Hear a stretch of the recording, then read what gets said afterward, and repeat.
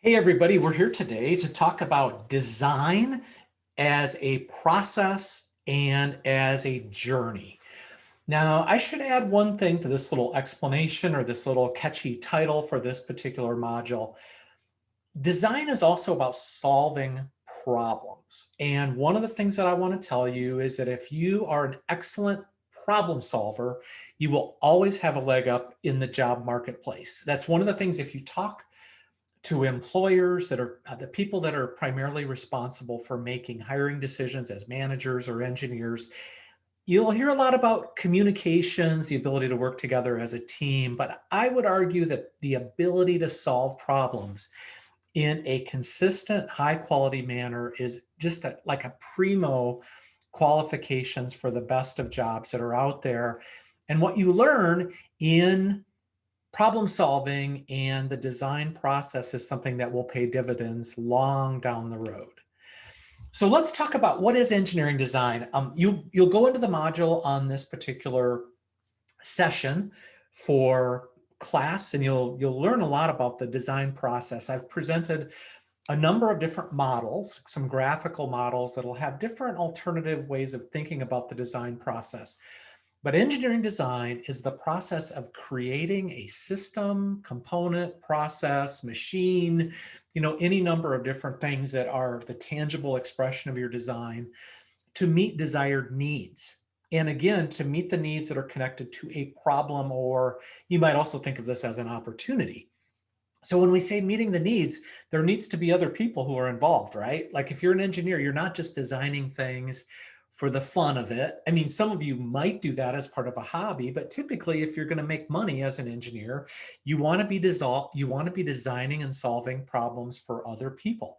So a lot of you are going to say, well, what are the problems that my employer wants me to solve, whether it's a company or a consulting firm, or maybe it's even like a state or federal agency. Well, the deal is like, you're not solving the company's problems, you're solving the problems of a customer or a stakeholder. It might be a specific customer or a group of people.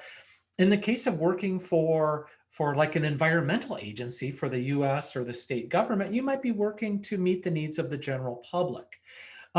Some people might say, well, yeah, but that definition doesn't really quite fit. What if I'm designing an autonomous car? It's not like there's a lot of people out there who are clamoring to not be able to drive cars. And, a lot of people 10 years ago hadn't even envisioned what an autonomous vehicle might look like. Well, that's probably true. But we often hear about things like accidents, injuries that occur on the highway.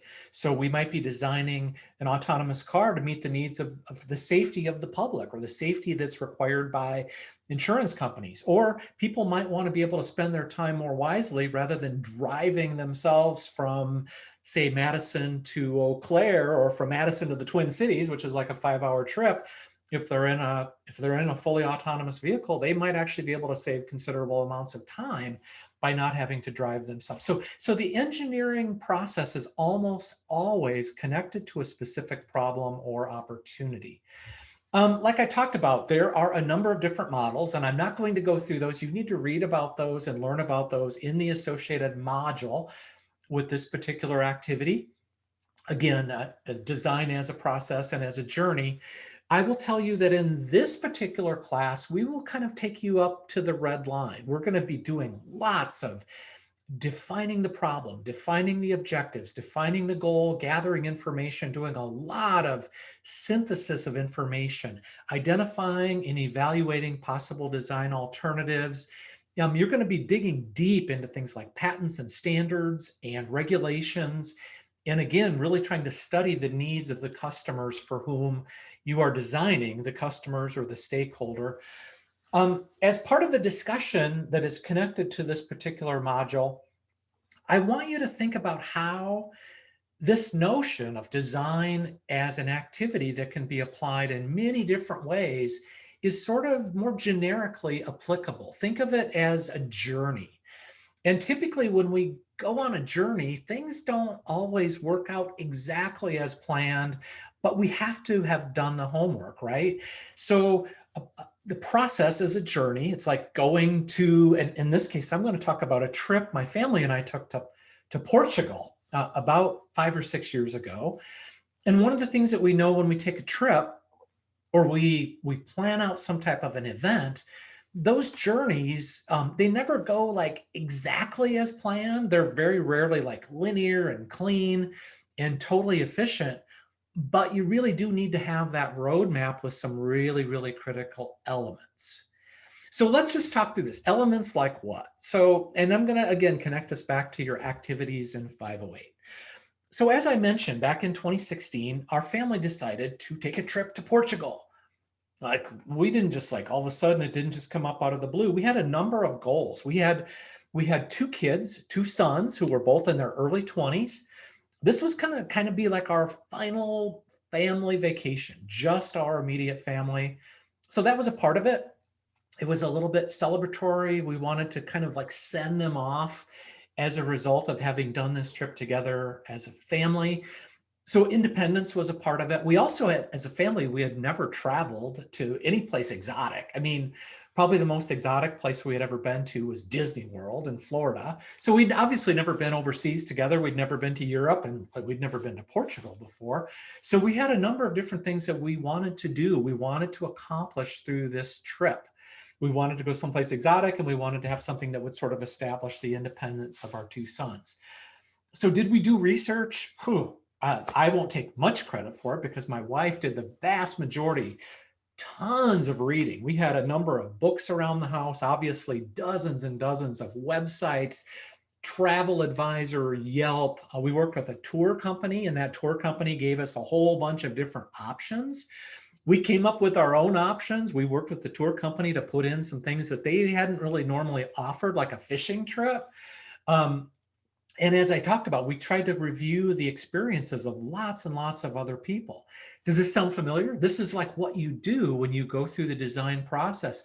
You don't start from scratch. You learn all of the options. You learn all of the alternatives. You learn about what people have done in the past.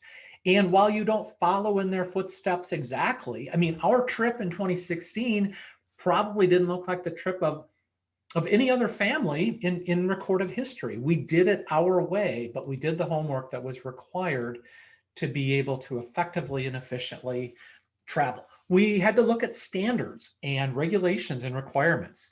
Obviously, if you travel to Europe, you've got to think about passports. Not only do you have to think about passports, you have to have a passport. We had to think about currency. We obviously had to think about how we were going to spend money, where we're going to bring credit cards, were credit cards going to be accepted. I like the nightlife in Lisbon in particular. I love music. So part of the thing I wanted to do, one of the goals that I had was to go out and experience new kinds of music in Portugal. So obviously we wanted to learn about safety and some of the special considerations related to being out late at night, especially in the cities. We did rent a car, so we had to learn about driver regulations. Was my driver's license and my insurance here in Wisconsin, was that adequate, or were we going to need something different? We went on a fishing trip, so we had to think about those kinds of regulations. And probably the biggest constraint when we talk about designing something, we're often constrained. We have requirements, we have specifications. A big specification for us is we had a budget. And I don't remember exactly what that budget was, but we stuck within our budget. It seemed modest, and we thought, well, we might go a little bit above it.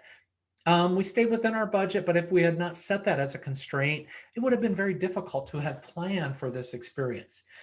We also wanted to fully engage all members of the team, or in this particular case, our customers. Our customers were us, my wife, Kate, and I, my two sons, Jack and Mike.